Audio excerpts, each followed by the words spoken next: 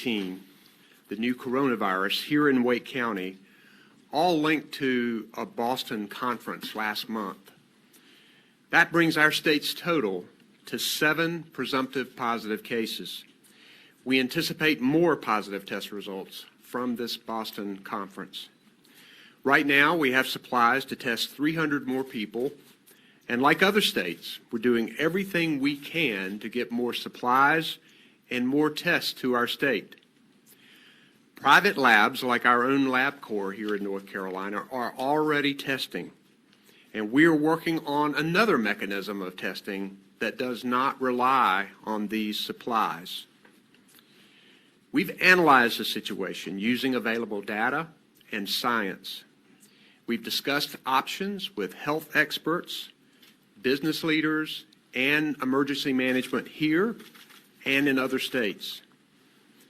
The new cases and the advice of these experts have led us to give new guidance to North Carolina residents and to declare a state of emergency for our state.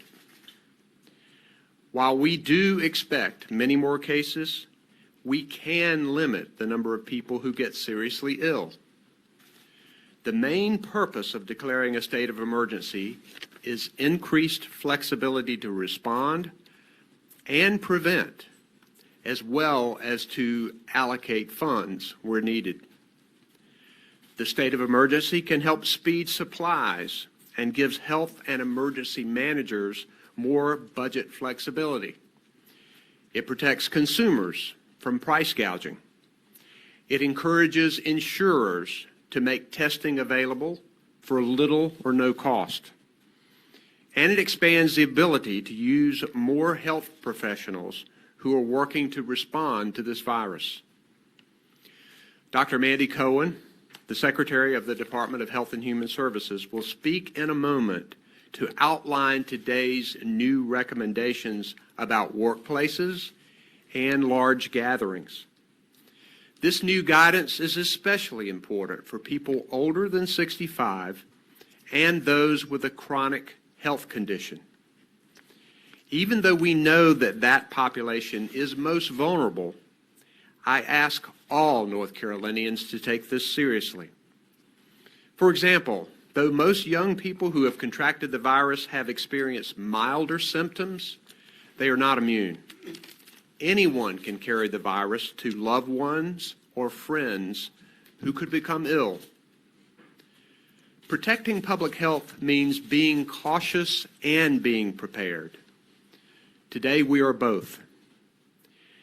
These recommendations can mean inconvenience, loss of income, or disappointment, but they are based on the best medical advice, and they will be life-saving. We do want people to take this seriously, but we also want them to go on living their lives, particularly those who are not in the higher risk group. We just need them to do it wisely. Here are some steps that everyone can take to protect yourself and your family. Wash your hands often and avoid touching your face. I know we're all doing this more now, but I urge you to continue to do that. Cover your mouth and nose when you cough or sneeze. Clean and disinfect surfaces frequently. Stay at home if you're sick, and have a plan in case you need to miss work. Avoid mass travel and large gatherings if you are in a higher risk group. Finally, here's where you can get the latest information at our North Carolina Department of Health and Human Services website. It's ncdhhs.gov/coronavirus.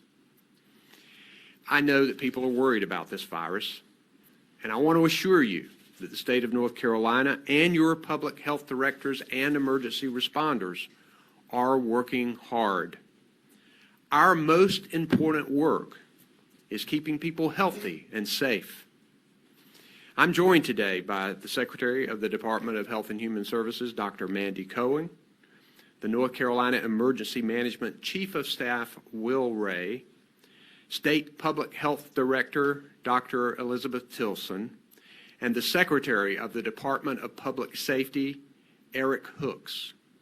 Emergency Management Director Mike Sprayberry is in Robeson County at a legislative hearing on hurricane response. Lee Williamson is our sign language interpreter today. I want to recognize Dr. Cohen to go over these recommendations, and then I want to recognize the Chief of Staff of the Department of Public Safety, Will Ray, to talk about the emergency management side.